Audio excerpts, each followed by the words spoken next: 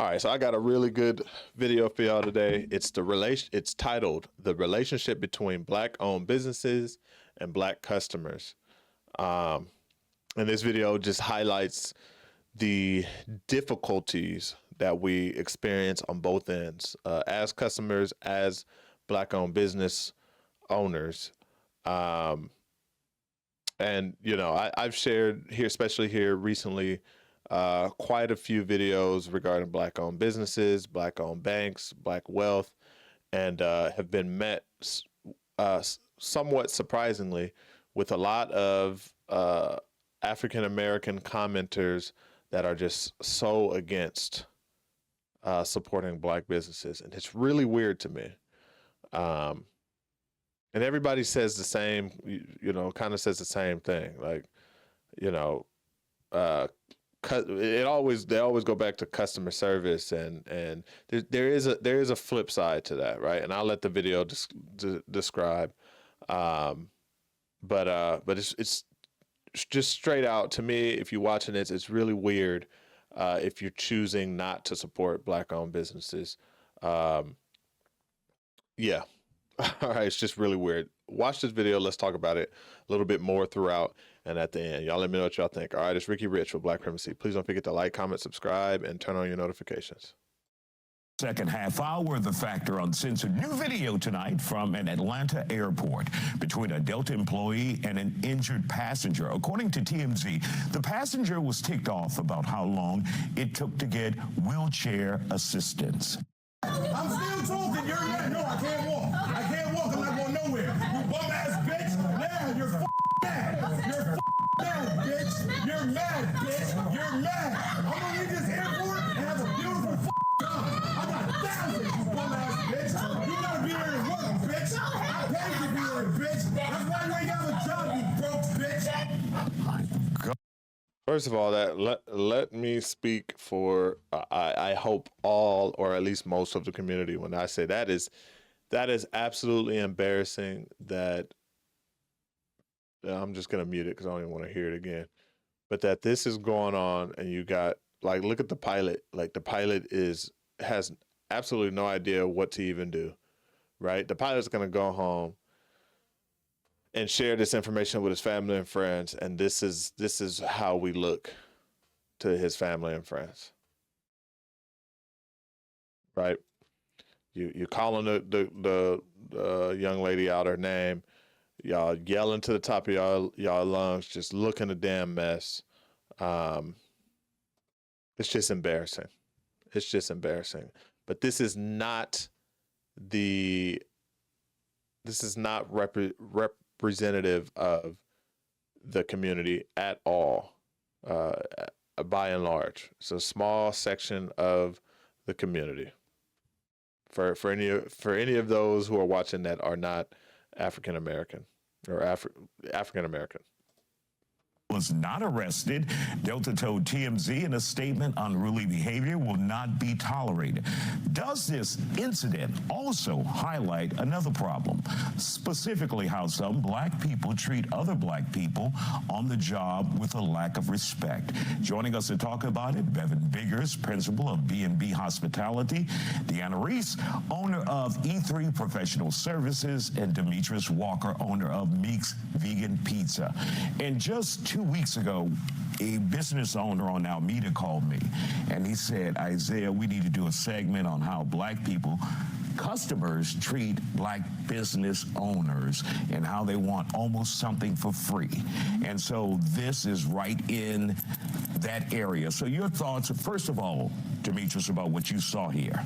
Well, that's unacceptable, completely unacceptable, you know, especially using the B word like that against a Black woman. We have to protect Black women. That's just unnecessary, unacceptable. You got to keep your cool. Now, I did fly through the Atlanta airport a few weeks ago, and here we go. It's probably the most inefficient airport in the world. You know, anybody that lives in Atlanta will tell you get there 4 hours early because they just don't have enough staff, and it's very frustrating. But you got to keep your cool, keep your composure. You can't be going off like that. Now, Bevan, let's get to the issue at hand. Black versus Black. Is that a problem, especially when it comes to respect, customer service, reciprocity when we're talking about a customer and a business owner? You know, have you ever wondered who created Yelp? It wasn't a black person. It's a white person. I think that when they say that black folks always want something for free and all this, I'm like, have you ever dealt with white customers ever in your life? It's like almost automatic that they get it for free or get it handled, and it's not really a conversation. I can say I have dealt with all races of customers, and I will say that everybody, regardless of race, is, when it comes to selling a product, is looking to get something severely discounted or free. Everybody.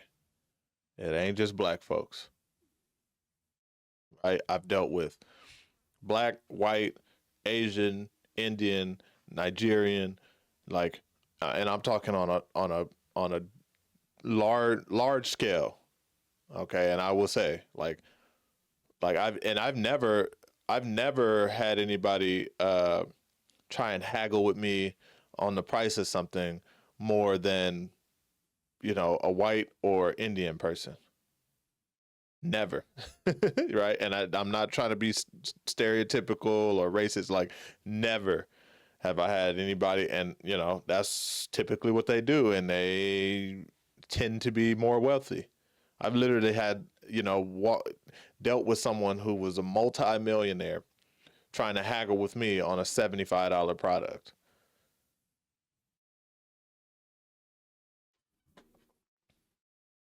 But like a lot of times as a black customer, we when we go to places, we don't complain because we don't want to be looked at as some black person complaining.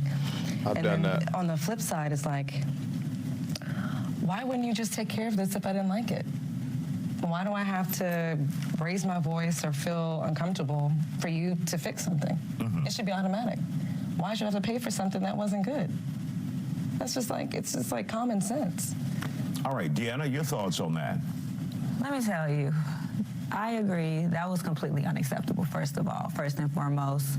But I do want to acknowledge that as a community, we need to hold ourselves accountable to how we should be treated by other communities. So if someone else sees this and see that this is how a black employee or a black worker is being treated, how do we turn around and then try to hold someone else accountable for doing the same thing or something similar, and we're not holding our own selves accountable in these types of situations? Facts. And so it was very disheartening because facts. that young lady, she looked like she was maybe young, 20 or early 20s, like a young lady, and this gentleman could have practiced a different level of maturity in that situation. Can I say something? Go ahead. He doesn't represent how black people are as a whole, though. Like, Not at all. That's this is exactly one what I of those said. incidents like you would see on a viral TikTok or a viral video. Like, oh my God, that's crazy. Like, just like the lady who put her finger in the ice cream, and we were like, oh, that's how COVID started.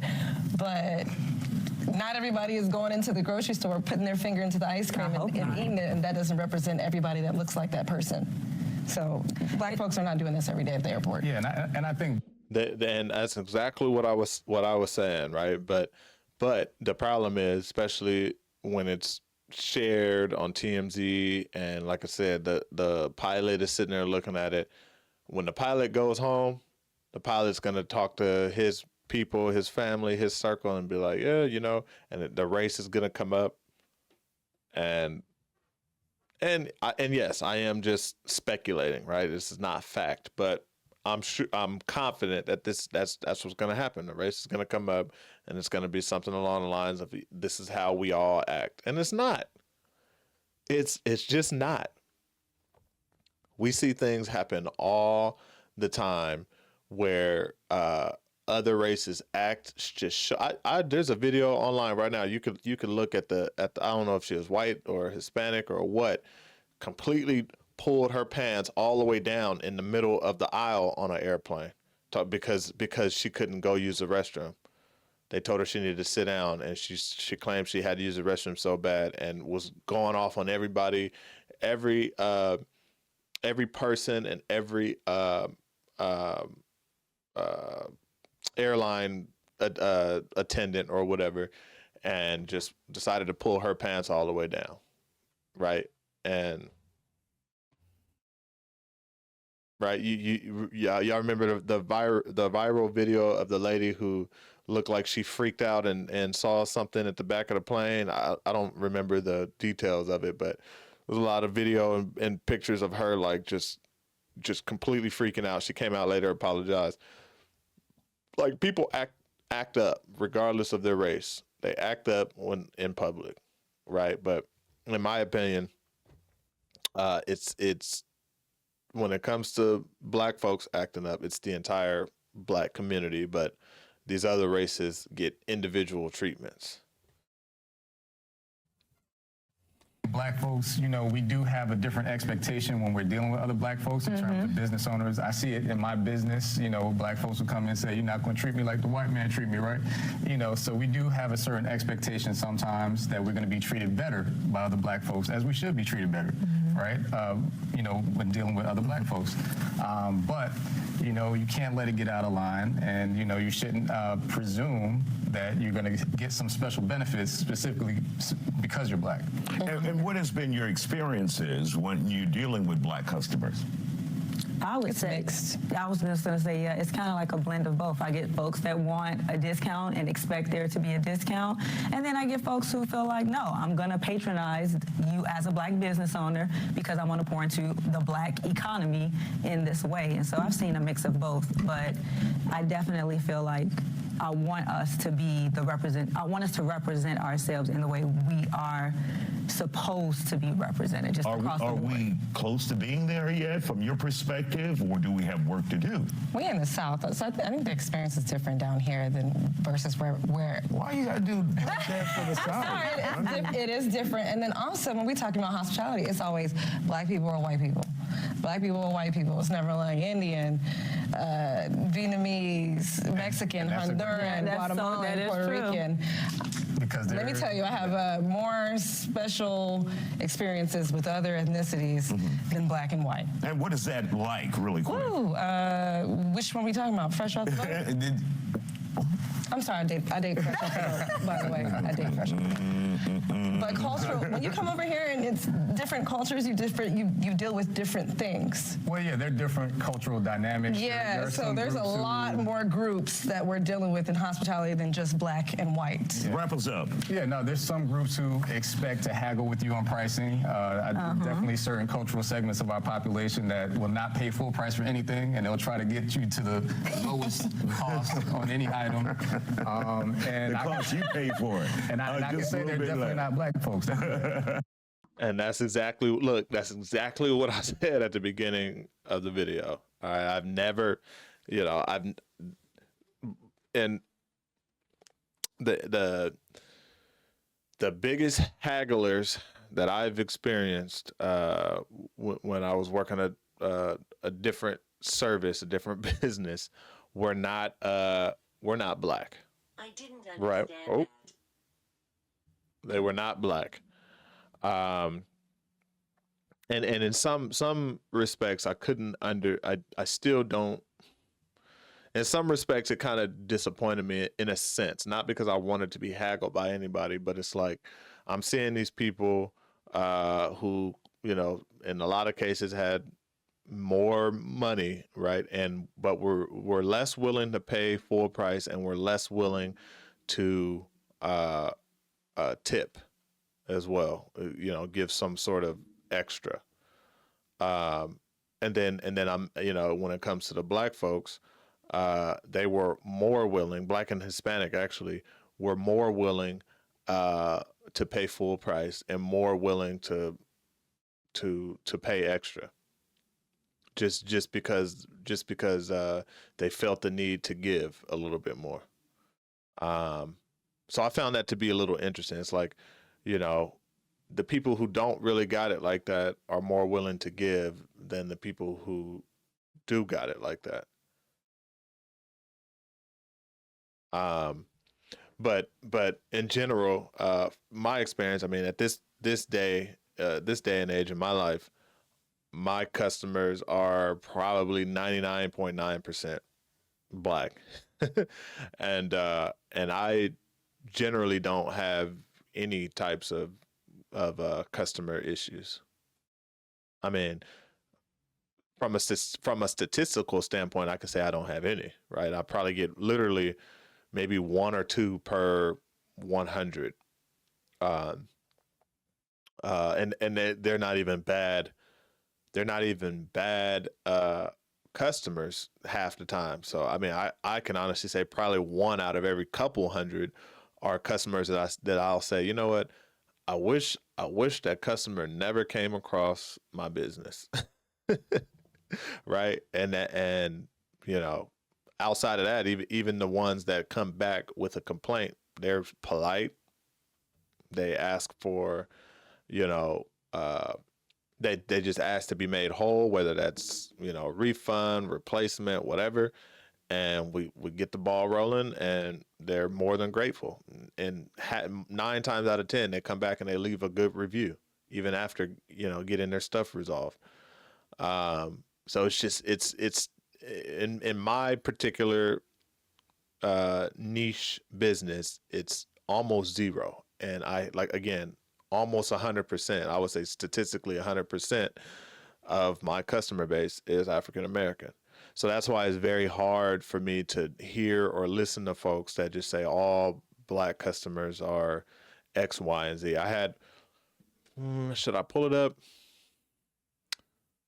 No, I don't. I'll protect the individual's identity. But I just recently dropped a video where uh, a commenter described how his he was in business for 15 years. Black guy. I think he said him and his wife or ex-wife is what he said. Was in business for 15 years. And I think it was a restaurant business. He said the worst customers that he had were black women customers. He said they always asked for stuff for free, or always complained about things, and always wanted a special treatment because they were black. If I'm not mistaken, he said like that customer base is what literally drove him out of business, and he would hate to see them coming. That has not been my experience. That is not my experience. My experience personally is quite the opposite. I don't even want to say quite the opposite because I don't even have uh, terrible male customers. I just don't have, typically, I don't have terrible customers, period. But specifically, black women tend to be the ones that are promoting the brand, that are talking about the brand, promoting the products that they get, signing up on the business directory. Like, these are black women, so I just don't have that. I don't have that problem. And I don't know. Like I said at the beginning of the video, I just find it weird that you can be an African American person and not want to support black owned, right? And people, let me say this real quick before we get out of here. People have this idea that when we say support black owned businesses, that we are saying just go in there and spend your money even on products and services that you don't need because they're black. That is never, I don't even understand where that has come from. I posted a video not too long ago, and someone said that, like, "Oh, I'm not going to buy from you because you're black. I'm going to buy from you because you sell good products." What? Nobody is saying buy bad products from black-owned businesses. Nobody is saying that. I don't even understand where that even comes from. And the individual had quite a few likes and comments and support. So to me, that was just a little. That just caught me off guard, because who is saying to buy bad black owned products? Only thing I'm promoting is if you're hungry and you feel like getting some chicken and rice, go to a black owned restaurant, get some good service and good chicken and rice. That's all I'm saying.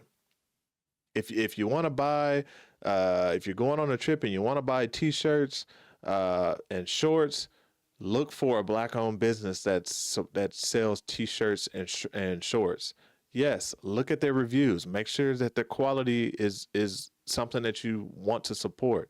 Y'all have no problem supporting brands like Fashion Nova and Shein and all of these shitty brands with shitty customer service and terrible return policies. No problem. You eat that up. But as soon as it's a black-owned business, you got to have the best product and the best customer service. Otherwise, you're not supporting. Come on, miss me with that. Miss me with that. Again, I'm not saying to support a bad black-owned business. I'm saying don't support a bad business at all. That's what I'm saying. And don't have stipulations and all this red tape when it comes to black-owned businesses. When it comes to other businesses, you just accept a less than premium service and quality. That's not right. And that's the problem that I have with most individuals that have a problem with black-owned businesses. They'll literally sit around and say they won't support black-owned business because X, Y, and Z, but then they'll go support these other restaurants, businesses. How many people? To those of you who are out there who refuse to support black-owned businesses because of the services that you get, how many of you still walk into your local beauty supply store, your local liquor store, your local Chinese restaurant or Chinese takeout and get treated terribly every single time you go? You're getting followed around. The prices are super high, especially when you talk about the beauty supply stores. They don't greet you when you walk in. They got attitudes with you. You go to all three of those types of businesses and you support on a daily, weekly, monthly basis, but then you got a problem with black-owned businesses. It makes absolutely no sense to me. All that to say, bad business is throughout the entire business ecosystem. It is not just black-owned businesses. So what you need to do is have the same patience with black-owned businesses, and you need to have the same diligence that you have with all other businesses in terms of finding the ones that are good and frequenting those businesses and put money back into the community. You don't have to do it for every single product. Just do it. Put a certain percentage of your annual income back in black-owned businesses. I always say 10 to 15%. You make $100,000 a year, spend $10,000 with black-owned businesses every year, and that is going to help the community. But this was a good one. Y'all let me know what y'all think. All right, this was a good one. I'd like to hear from black-owned businesses, black business owners as well. Y'all let me know what y'all think. All right, it's Ricky Rich of Black Primacy. Please don't forget to like, comment, subscribe, and turn on your notifications.